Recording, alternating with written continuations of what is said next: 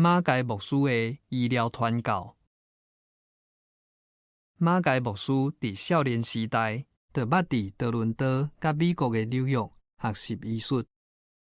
1872年3月初9，伊来到河尾，6月初1起，就伫家己住的所在免费替人看病。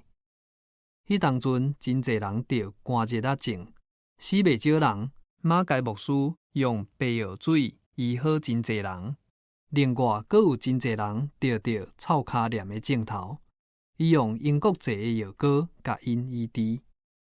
风声一个传出去，病人愈来愈侪。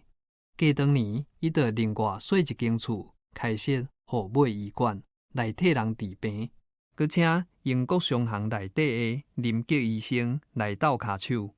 嘛受到商行资金的赞助。这个时期，伊定定先替人挽喙齿，才煞落去传福音。抢在伫1点钟内，徛咧挽几百支的喙齿。照伊家己的记载，自1873年起，亲手挽过的喙齿超过21000支。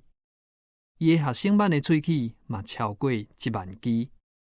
1880年，该牧师捌转去加拿大。向总会做工作报告，中途经过美国的 Detroit， 有一位马偕夫人捐助3000块美金，予伊建立河尾该医馆，来纪念伊往生无偌久的翁婿马偕船长。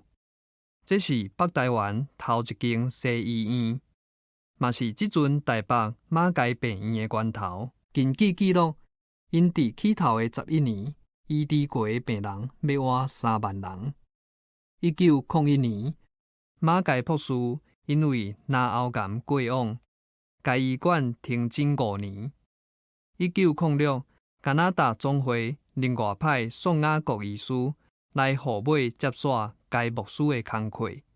搁伫1911年，拨款25000美金，踮台北的双连建立新的马偕纪念医院，通纪念北台湾教会宣教的先锋马偕博士。这就是现主时的马偕病院。作者陈宪国。